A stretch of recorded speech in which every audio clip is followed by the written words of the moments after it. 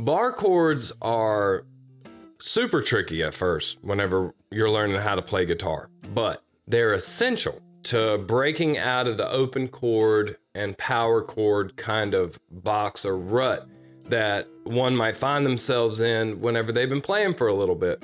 And the cool thing about bar chords is they open up the entire fretboard, and you kind of have an endless world of possibilities once you learn how to start playing bar chords. Now, a buddy of mine, like probably 10, 11 years ago, taught me a little riff that stuck with me for my entire playing career. And I don't even know if he knew at the time how instrumental it was gonna be for me.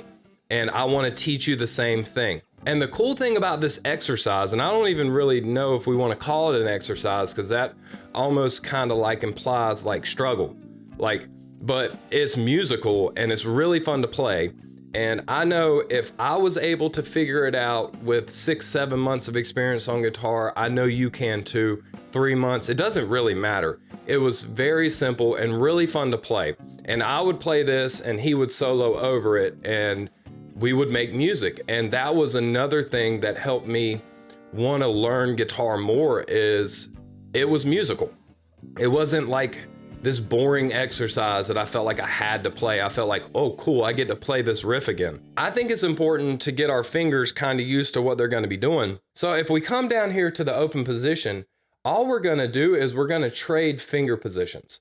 And so instead of using our index finger, we're going to start with our middle finger to make our E major chord.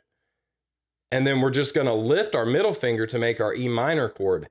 Same thing with the A minor. We're going to start with our middle finger. And then instead of, I like to bar my A major like this. Instead of that, we're going to use our ring finger. So now that we have that, we're going to come down here to the 7th fret and we're going to make that E major shape. We're going to slide it all the way down to where our anchor finger, our index finger, is going to bar the low E, the B, and the high E. So you should get something like this. Now, the thing about bar chords is it really does matter where our thumb is on the neck. If you have your thumb kind of like directly behind the finger that you're going to be on, it's going to be kind of difficult. So stretch that bad boy out just like that and press. You're going to use your thumb to press against the neck and your index finger to press against the neck.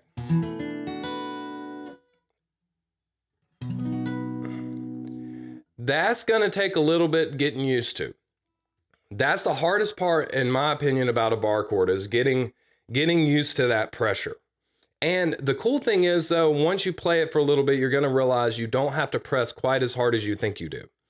So the riff or the chord progression is going to be B for 4 counts, slide down 2 frets to the 5th fret, which is going to be our A major, and then we're going to slide down to the open E and play that for 8 counts.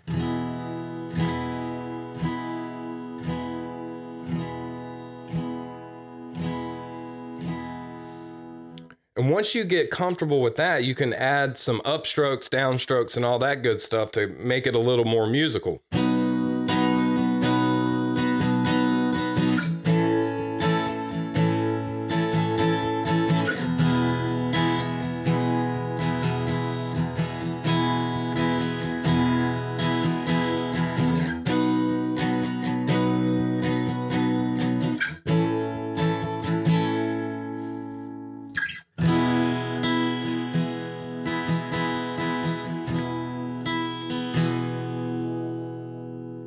So now that we've got that down, we can play the hook or the chorus. So if we come up to the 4th fret, now we're gonna make the E major shape, but we're gonna lift our middle finger off the fretboard and we're gonna play a G sharp minor.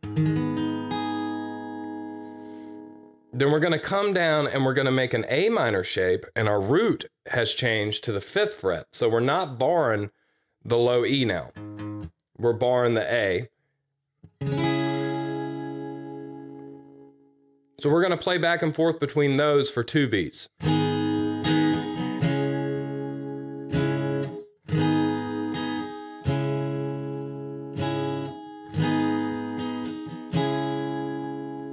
And then we're gonna resolve with our A major shape, starting in the 2nd fret, which is also a B.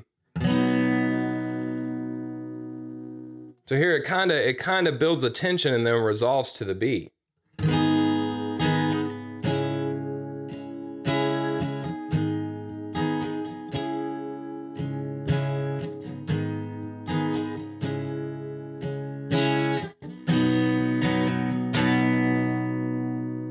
And then we would start over the progression. This is gonna help you so much as far as practicing bar chords and getting your dexterity. That's the hardest part with bar chords, is being able to continuously play them for more than just a couple beats or a couple measures. And it's crucial to open up the possibilities of the fretboard, because now we're not limited to the open position. We can come down here and we can explore the fretboard more. And if you get a little more comfortable with this, actually the original version that my buddy taught me was just the B, the A, and the E.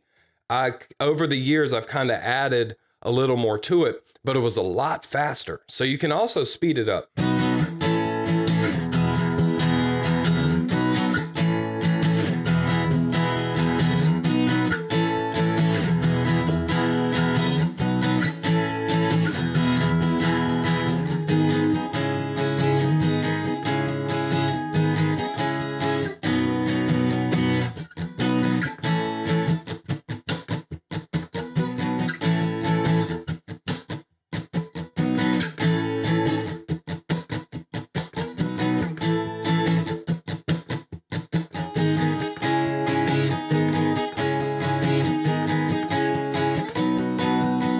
So like I said, it's a super fun progression to play, and it's really not that difficult. Your thumb is gonna kinda at first get a little wore out. That's why this is an exercise, because you're building the dexterity of your fretting hand, and you're gonna be able to expound on this progression. You're gonna be able to kind of make it your own. That's the fun part about this. It's not like a song that we have to stay in the box of, and it's just a made up progression that my buddy did a long time ago, and he showed me, so now I'm showing you. Let me know in the comments below what you thought of the video.